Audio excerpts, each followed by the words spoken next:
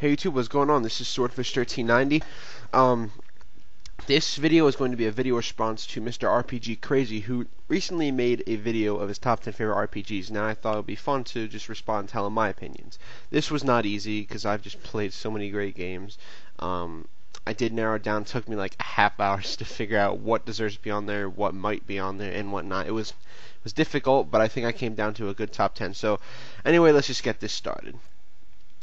Alright, first up on the list, we got number 10, Radian Historia on the DS. This is an Atlas game, which is not Shin Megami Tensei, by the way. This is an RPG developed and published by Atlas. I was very surprised.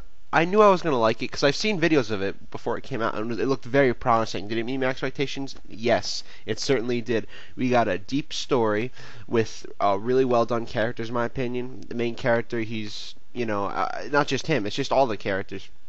I like how, actually, the one really unique thing about this game is the fact that you can travel in time between plot points, so you could go into these different nodes and advance the story in different ways, and there's different branches to show you what cutscene you could have got, and then if you're not happy with your choice, then go back. There are actually some events that can't be accessed unless you do something differently in a certain node, so it can be, I wouldn't say frustrating, confusing at times. You're kind of like, what am I supposed to do?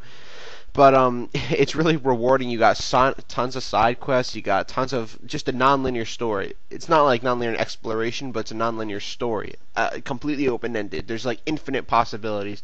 The battle system was badass. It was turn-based, but there's a grid at the enemies are on. There you can alter the turn order, but it comes with a penalty. You take I think double the damage on your next turn.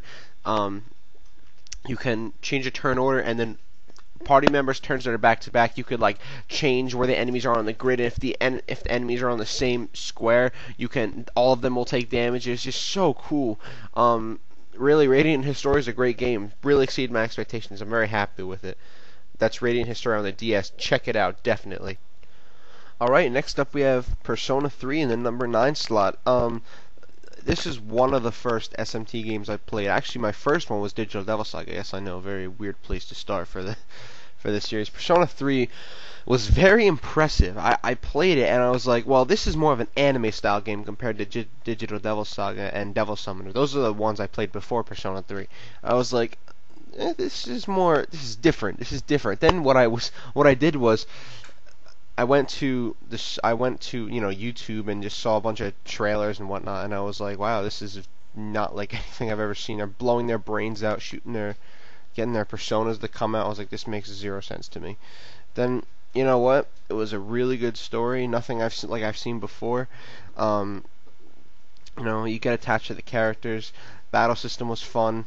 Definitely probably some of the best in the SMT series. I like Persona 4's better, but 3 is still awesome. Just the idea that you're shooting yourself in the head to use an attack is pretty funny. But there's a reason for it. If you play the sequel, then you'll understand why it's like that. But in all seriousness, Persona 3 is a really good game. It's a weird, like, it's a mix between social elements and RPG dungeon crawling, so that's cool. Persona 4 did the same thing, which actually I forgot to mention, because I did that recording before this one. But anyway, it doesn't matter. So really, Persona 3 is definitely. If you're gonna play Persona games, I would start with 3, because now I know people that like Persona 3 better. Only a few that like Persona 3 better. My personal opinion, I like 4 better. I would say if you're gonna play Persona, play 3 first, because I think if you play 4 and then you play 3, you'll be disappointed. Maybe not though. I don't know. That's what I would think, because I like 4 that much better. But really, 3 is still awesome. So really, definitely check it out. PS2. There's 3 different versions. There's the original, then there's FES, and then there's Persona 3 Portable, which is mainly fan service. So I would, if you're gonna get that, get it last. I suggest FES first. Get FES, because it's not a remake, it's an expansion of the original one, because it has a sequel actually in the same disc. It has a bunch of new personas and side quests, so definitely check that out. And then if you're really dead set on Persona 3 Portable, get that after Persona 3 FES. And if you can't get your hands on that, I get the original then. You know what I mean? And by the way, P3P uses Persona 4's battle system, which is weird. anyway, yeah, definitely, like I said, start out with FES. And if you can't get that, then get the original. That's Persona 3 on the PS2.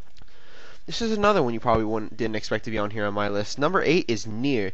Really good game. I went into this game expecting an okay story and like just non-stop hack and slash. What I got was a really 10 out of 10 story, in my opinion. 10 out of 10 story. Graphics were okay. They weren't bad. Could have been better. A little outdated. Gameplay was good. It was action oriented. What I really loved was the spells. They were just so awesome. It wasn't like, oh, I'm gonna shoot electricity all over the place like God of War or something. It was like very dark. Like it had like a red blue kind of like the spell colors were just so like dark, like some kind of shadow was shooting. I no, you just pretend ignoring what I said because I cannot explain it. But the spell, just the look of the spells and the story and the characters, oh my god, they were so well done, very well detailed. It was very long in my opinion, longer than I thought. It was very well done game in my opinion. That's number 8. Number 8 is Nier. Probably didn't expect it to be on there. I didn't expect it to be on there either. So yeah. All right, now this is a game that gets a lot of hate. I don't know why.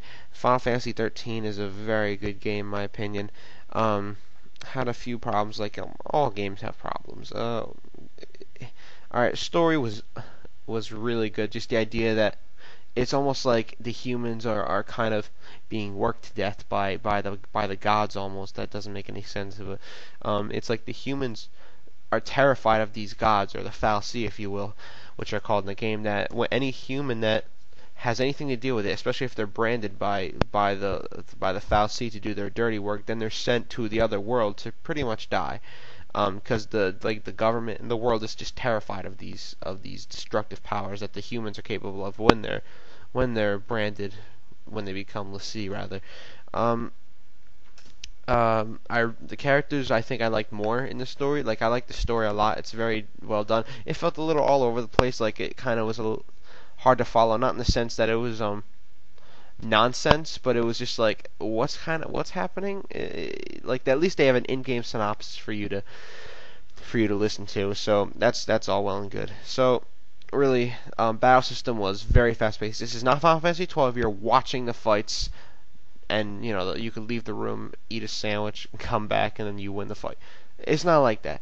What it is, it's yes, there's an auto battle feature. Will you stop whining about that, please? Have you played the game for a few hours? I bet you people that hate 13 probably played it for like 5 minutes and said, auto battle, that's all you do? Shut the fuck up. You know what you gotta do? Play the game and get to chapter 3. You know what's gonna happen? You're in for a very deep and one of the most complex battle systems that I've seen in a very long time. Very awesome battle system. Alright, yeah, auto battle. Auto battle's not always even that useful, because it's like if I wanna heal, say I'm controlling lightning, alright? I'm controlling her. I don't wanna access a menu and use cure. If she's in dire need of healing, I'm not gonna go abilities, cure like 7 times or 6 times, whatever, and then heal myself, because you know what? I need to be healed now. I need healing right this second. Hurry up. That's why auto battle is very useful. Not only that, it would be, in fact, I probably wouldn't play the game if it didn't auto battle, because I'm constantly looking at my paradigms. It's paradigms that I'm worried about now. I don't have time when enemies are attacking you. When this is an active time battle system, I don't have time to be accessing menus non-stop. I'm looking at my characters, HP, looking at the enemy stagger gauge. Please don't make me navigate unnecessary menus. You know what I mean? Stop. I don't want that. So really, everything about Final Fantasy 13 is very good. I just think the game's a bit on the linear side. I'm okay with, alright, I don't care about towns at all. You people who want towns, something is wrong with you. I like dungeon crawlers. In fact, I love dungeon crawlers. I like Digital Devil Saga and Nocturne. I love those games. I love dungeon crawling. It's fine with me. So that's fine. There's no towns in this game. That's fine. I don't care. So people, stop whining. It's a very good game. Very good game. Definitely check it out. That's number 7. Alright, my number 6 spot is Tales of Symphonia on the GameCube. One of the critically acclaimed RPGs like of all time. This is basically the Final Fantasy 7 of the series, because this is one that most people who are fan of the Tales series started with. Now, the one I started with was Abyss. I didn't play Symphonia right away. That was like the last one I got.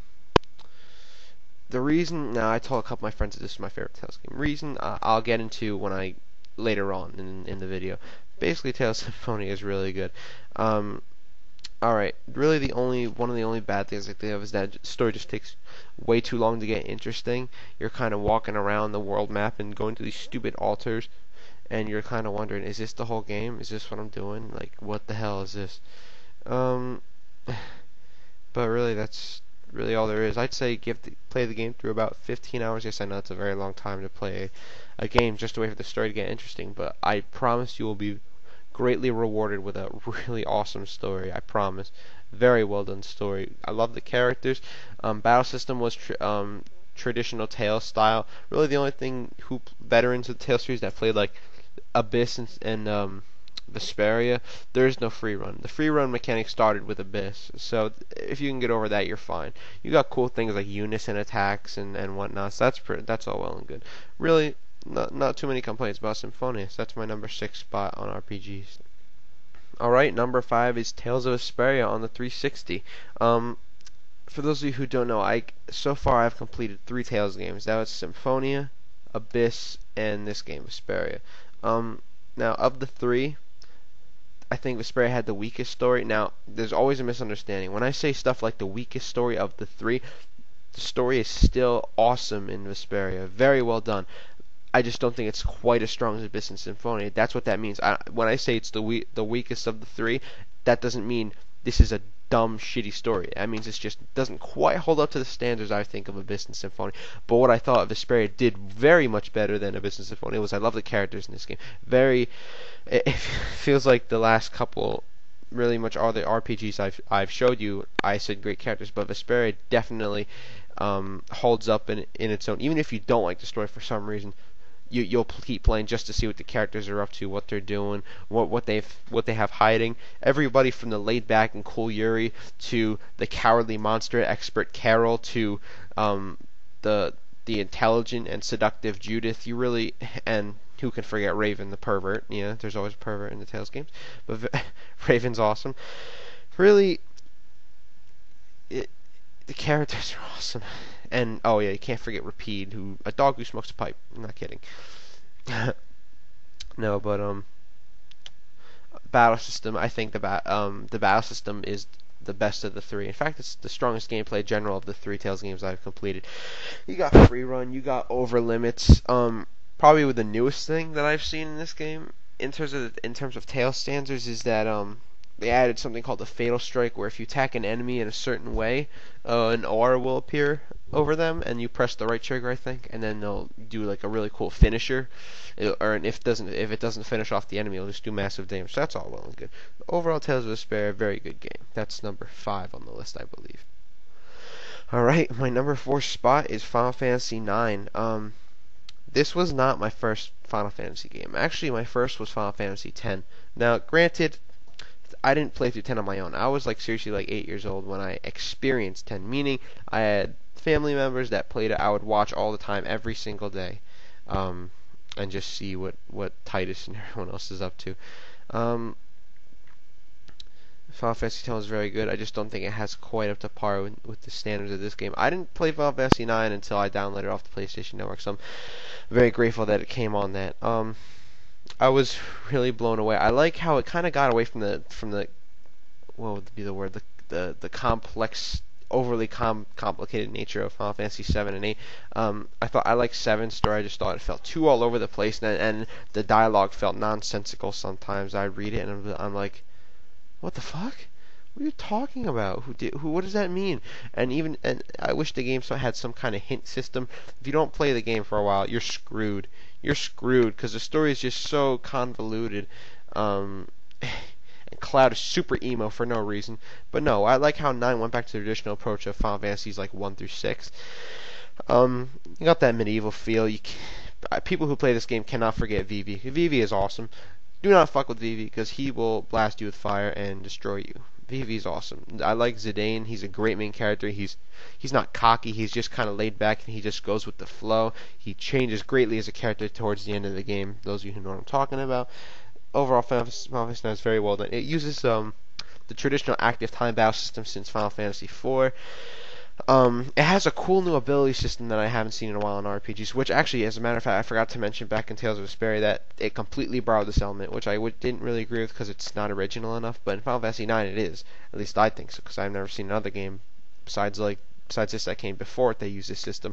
What you do is you equip armor, accessories, weapons, and whatnot. What's cool is that these weapons and pretty much all the armor and everything comes with one or more abilities that you can learn. What do I mean? Well, you equip the weapon and the armor. You can use the skills attached to it, but if you unequip that weapon or armor or whatever, you won't be able to use that ability. But if you keep that equipped and you gain enough ability points or AP after battle, you'll be able to learn that, and you could equip it with this without having to have the weapon equipped or whatever. So that's all well and good. I like that system a lot. It felt deep. What people might not agree with. I like how only specific characters can learn certain things. Meaning, what do I mean? Vivi is the only one that can use fire because he is a black mage. Even if you know what I mean? It actually greatly encouraged you to switch characters in and out of battle of your battle party. So it's not like, oh, I'm Zidane, I can use Cure, Firaga, and Supernova glitch attack. I don't know. So everybody made their use in this game. So if you do decide to play this game, I recommend evening out everyone's levels, just so you know, just to have a heads up, because you need those characters. You need everyone to be high leveled in this game. Otherwise, you're in for a world of hurt. And if anything, you'll need an excess amount of grinding to beat that boss. But otherwise, Final Fantasy IX, it's traditional in terms of story and setting.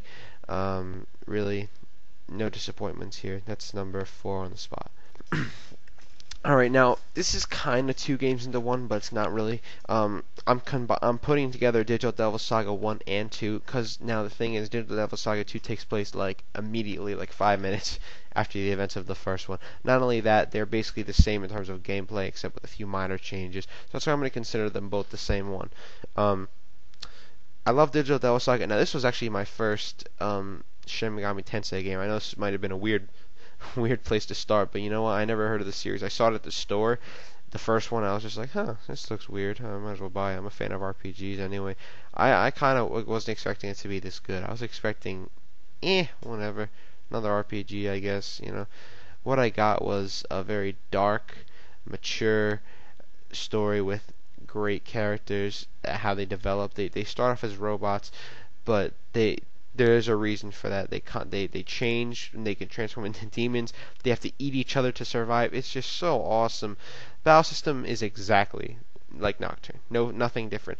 There's no change, but the only addition. There's a difference between an addition into a game and a change. This is an addition. They added a cool combo system where if 2 or more characters have specific skills equipped, you can use the corresponding turn icons to perform that skill. Such as, I think there's a skill called Titan, where each character has an Earth skill. I don't know. It's so cool. The Mantra Grid. Now, sorry, MrRPGcrazy. This is something I don't agree with you on. The Mantra Grid, in my opinion, is nothing like the Sphere Grid. Really, the only thing that's like it is the fact that it has unlimited customization options in terms of skills, where everyone can learn any skill.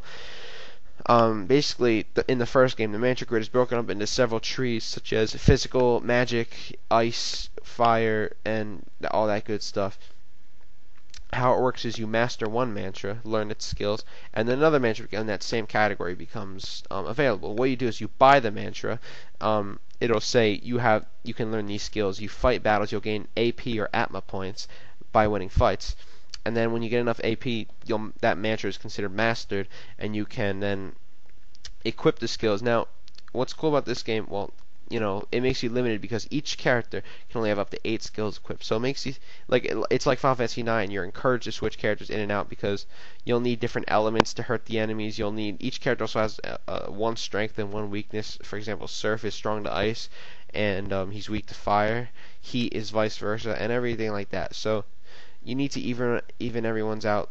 Wow, you need to even everyone's levels out, just to get the most out of the fights, because if you don't, the fights will not be easy. I promise you. I've had the experience when I first played the game when I was a kid. So definitely check Digital Devil Saga out, both of them. In the second one, it's different because they changed the Mantra Grid completely. It's a grid-based system where you master one miniature, and then the adjacent hexagons will become available. So it's pretty cool how they changed that. I actually like the second one.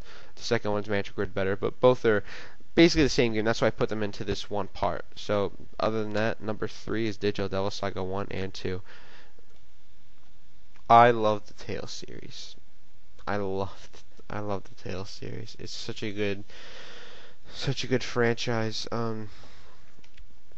Really, Tales of the Abyss, like I said before, this was my first Tales game. Of the 3 Tales games I've completed, I think this one is the weakest gameplay, but definitely the strongest story. Everybody from Luke, how he's such a spoiled little princess in the beginning, and then he completely changes after something he does, which I won't tell you. Really nothing to complain about here. Characters are well done, story is well done, gameplay is good, really not amazing, but still good. My favorite scene is when Luke cuts his hair. That's awesome. Can't go into too much detail. Really, this really completely deserves my number 2 spot. There's very few games where I actually got goosebumps. I'm not kidding. Yeah, I swear to God, I got goosebumps from certain scenes in this game, especially when Luke cuts his hair. Luke is a very well done protagonist, and really everyone should agree that the story in Abyss overall is very good, very good. It's definitely number 2 spot without a doubt in my mind, without a shadow of a doubt. And then here's number 1.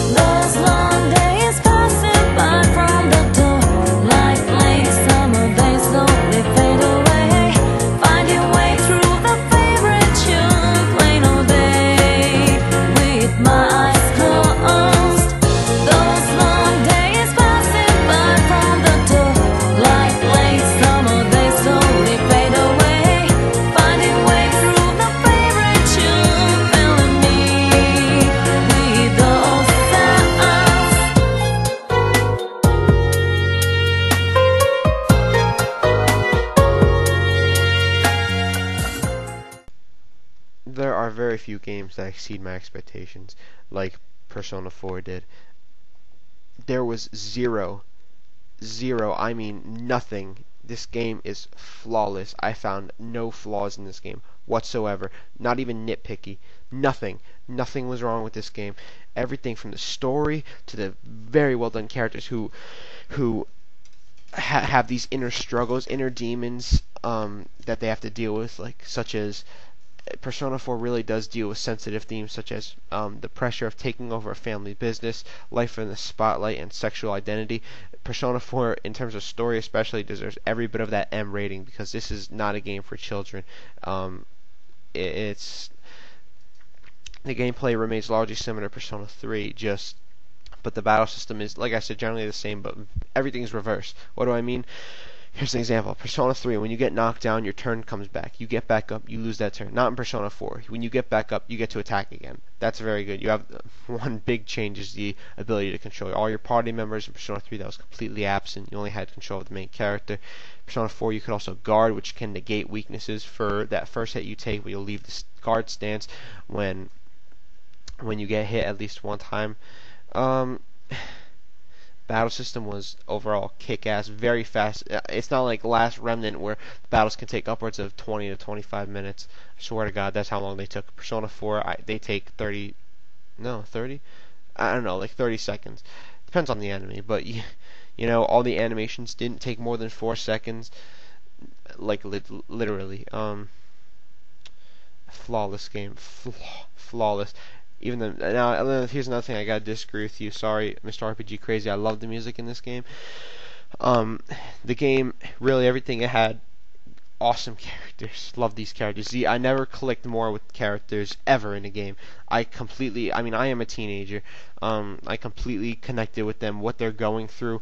It was very emotional. I love Nanako. For those of you who played know who she is. She really felt like she was my cousin, and then I was like, no, nothing is gonna happen to you. I will be awesome. No, I'm kidding. No, Nanako's a great character. I like your uncle in the game, Dojima. He's very good. All the characters in this game, I loved every single one. I'm trying to think what else there's to talk about. Persona, Fusion remains here in this game. There's really nothing. So it's like, all right. There's a quote somewhere like this. I forget who said this. There's a difference between Persona 4 really mixes keeping what works, but also kind of changing it up a bit. Really, something like that. This guy said something like that on some website or something. I forget. Really, story was. I love the art style. I love the music. I love everything about this game. This was zero flaws in my opinion. Zero. I've yet to play a game this good, and to be honest, now I don't think I'm trying to figure out how Persona 5 is going to beat this game. I really don't think it can happen. Now, to be fair, I thought the same thing when I played Persona. After I beat Persona 3 for the first time, the original, like this was before even FES came out, I didn't think Persona 4 could beat it. Like, I was sitting there watching trailers, I was like, I mean, it looks good, I just don't think it'll beat 3. Did it? Well, it's number 1 on the spot, isn't it? So, like I said, I don't know how it can. I'm not saying that it can't. I'm just gonna say it's hard to beat this masterpiece of a game. Masterpiece. I'll say it 100 times. Everybody knows. All my fans and subscribers know that I love Persona 4. And right now, until I've yet to play a game that competes to this game, even comes close to this game. As much as I love the Abyss. Dude, fuck Abyss. If I had to choose between Persona 4 and Tales of the Abyss, I would snap Abyss's disc in half, because Persona 4 is that much better than any game I've played in a very long time. No, not a very long time, ever. I love this game. I'm trying to find a flaw. I'm thinking right now, nothing comes to mind. There's nothing wrong with this game. Everything in this game is phenomenal. I don't care who you are. You can disagree with me if you want. In my book, Persona 4 is perfect. 20 out of 10, 100 out of 10, 1,000 out of 10. Nothing beats this monster of a game. That's a good thing, by the way. I don't know why I said monster. The symbolism is very well done. Like, you'll go into dungeons such as strip clubs, and you'll go into an 8-bit dungeon. Now you're thinking that's kind of random. Well, you have to look at the characters' inner struggles, what they're going through. That's how these dungeons come up. Their shadow cells transform into something that it symbolizes what they're going through, what they don't want to admit. Persona 4 has one of those awesome complex stories where you can like go to a meeting. You could talk about the story like it's a book club. Go to a meeting every for a week, once a week, and then just talk about it for hours nonstop. You'll be going back and forth talking about the characters and the story. You know what I mean? Persona 4 is just a very well done game. Not very well done. It's excellent. I'll say it one time. I'll say it 100 more times. Play this game. Play this game. You don't know what you're missing out on. Anyway, that's it for me. I hope RPG Maker Crazy you enjoyed this video. No, whatever. Hope you guys enjoyed this video. Everyone enjoyed this video. You can leave comments, whatever you want to do. I don't care. Like I said, anyway, hope you guys enjoyed this video. Thanks for watching.